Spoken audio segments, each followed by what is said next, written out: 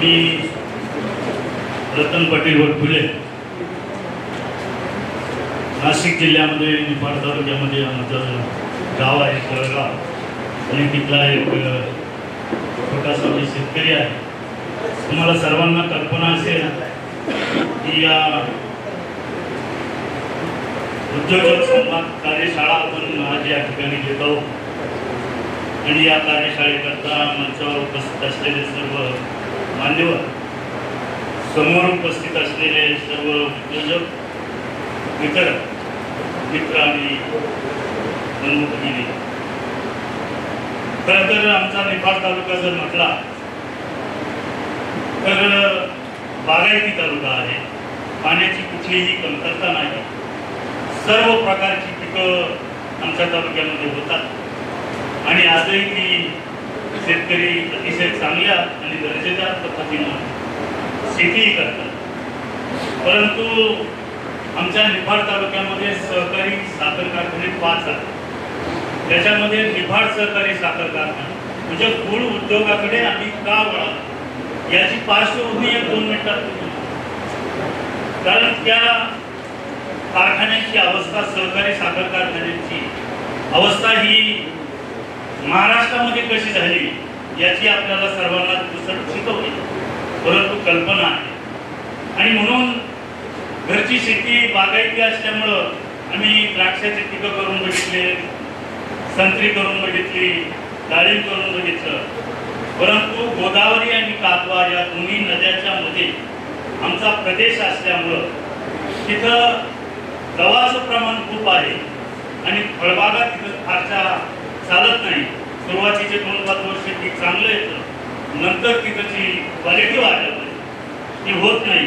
म्हणून आमच्या पुढं तो नद्याचा काठ असल्यामुळं, जमीन अतिशय सकस असल्यामुळं ऊस लावण्याशिवाय पर्याय नव्हता आणि नाही. आणि साखर कारखान्याची अवस्था तर अशी झाली की एका वेळेला सुवर्ण पदकाचा मानकरी असलेला वर्षातून 10 लाख टन ऊस गाळप करणारा निफाड सहकारी साखर कारखाना बंद अवस्थेत आणि आम्हाला तो ऊस लावायचा.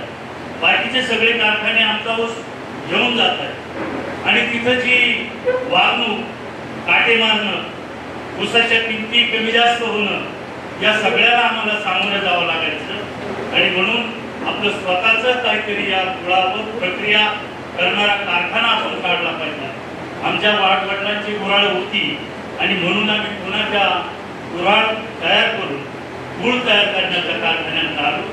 त्याच्यामध्ये माझी गाडी या ठिकाणी बसलेले ते द्राक्ष बागायतदार, त्यांची मदत आम्हाला मिळाली. सदुभाऊ शेळके या ठिकाणी आहे, आप्पासाहेब शेळके जे मार्केटिंग बघतात आमचं, ते आणि आम्ही 4-5 जणांनी मिळून हा गुळ तयार करण्याचा उद्योग सुरू केला आणि अतिशय यशस्वीने सांगायला अतिशय अभिमान वाटतो की गेली 4-5 वर्ष आम्ही तो उद्योग अतिशय चांगल्या पद्धतीने या ठिकाणी चालू करून विषमुक्त गुळ लोकांना कसा देता येईल तो देण्याचा प्रयत्न या ठिकाणी करत आहोत. सदुभाऊंनी या धंद्यामागची पार्श्वभूमी ही तुम्हाला सांगितलेली आहे की मी विष खाणार नाही आणि दुसऱ्यालाही खाऊ घालणार नाही.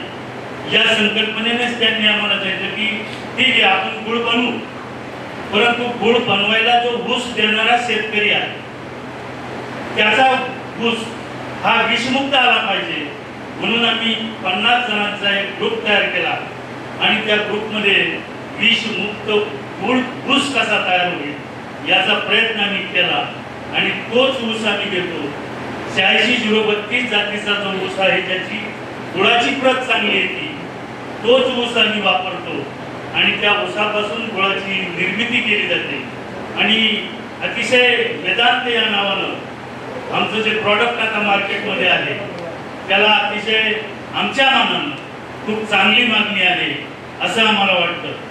आणि गेल्या 2 वर्षापूर्वी या ठिकाणी देवरे साहेब उभे आहेत, त्यांना खऱ्या अर्थी धन्यवाद दिले पाहिजे की त्यांनी या कार्यक्रमाचं नियोजन केलं आणि एका ठिकाणी येऊन एका छताखाली आपलं जे उत्पादन होणारा माल आहे हा प्रत्येकानं वेगवेगळा विकण्यापेक्षा एका ठिकाणी विकून त्याची जास्तीत जास्त मार्केटिंग कसं होईल, जास्तीत जास्त लोकांपर्यंत कसा जाईल याच्याकरता आमच्या निफाड तालुक्यामध्ये सिन्नरला असतील, नाशिकला असतील, मालेगावला असतील, त्यांनी याच्या मिटिंगा घेतल्या, याचं महत्त्व आम्हाला समजून सांगितलं.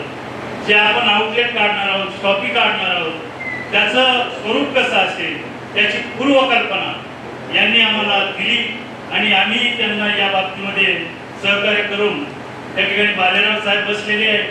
आमचे जे 4-5 जणांचा ग्रुप आहे, कारभारवाडीची कंपनी या ठिकाणी आलेली आहे. आम्ही सगळे एक विचारानं हे काम करतो आणि त्याच्यामध्ये आमचा महत्त्वाचा मुद्दा जो आहे की ऑर्गॅनिक सर्टिफिकेशन जे असतं ते आमच्या गुळाला आहे आणि त्याच्यामुळे त्याची मागणी एकदा जर ग्राहकानं तो गुळ घेतला, त्याची चव जर त्याला लागली तर दुसरा गुळ ग्राहक घेत नाही. आजही अशी परिस्थिती आहे आणि म्हणून आमचं उत्पादन आतापर्यंत मर्यादित आहे. सांगायला मला अतिशय आनंद होतो मला तरी की गुळाचं उत्पादन करीत असताना पहिल्या वर्षामध्ये 500-700 टन ऊस गाळून त्याचं उत्पादन करणे एवढी सोपी गोष्ट नाही. नलवडे साहेब इथं बसलेले आहेत, ज्यांनी अनुभव घेतला त्यांना कारण अनंत अडचणी या धंद्यात असतं, परंतु त्याला हार न मानता जर आपण पुढे गेलो तर माल तयार होऊ शकतो. पण त्याच्या वितरणाचं काय, तो विकून आपल्याला नफा कसा मिळेल याच्याकरता देवरे साहेबांचे जे प्रयत्न आहेत ते अतिशय मोलाचे आपल्याला आहे. आणि म्हणून देवरे साहेबांनी तुम्हाला एकच सांगतो, तो प्रॉडक्ट आम्ही चांगल्या पद्धतीचं बनवतो आहोत, खूप चांगला प्रतिसाद त्याला आहे. मार्केटमध्ये आम्ही जेवढं ज्यांना देतो त्यांची मागणी बऱ्यापैकी आहे. परंतु 4 ठिकाणी किंवा प्रत्येकानं वेगवेगळं दुकान थाटण्यापेक्षा तुम्ही जी संकल्पना काढली की एका दुकानामध्ये तिथं तेलही मिळेल, तिथं गुळही मिळेल, तिथं बाजरी, ज्वारी, गहू जे काही अन्नधान्य असेल, विषमुक्त डाळी साळी असतील, तांदूळ असतील, हे सर्व पदार्थ किंवा सर्व प्रकारचे माल हा ग्राहकाला एका ठिकाणी मिळेल. कारण त्यालाही 4 दुकानं फिरायची गरज पडणार नाही. ज्याला काही आपण किराणा दुकानात गेल्यानंतर सगळ्या वस्तू जशा एकाच ठिकाणी घेतो, अशा या विषमुक्त वस्तूचं हे दुकान आहे. या ठिकाणी विषमुक्त माल मिळतो. हे लोकांपर्यंत पोहोचवण्याचं जे तुम्ही काम केलं ते अतिशय आजच्या काळामध्ये मोलाचं आहे असं मानलं तर हरकत नाही. या ठिकाणी विषमुक्त पदार्थ कसे तयार केले जातात, कसे विकले जातात, आता रोगाचं प्रमाण कसं वाढलं हे सगळ्यांना माहिती. आधीच्या वक्त्यांनी ते सांगितलं.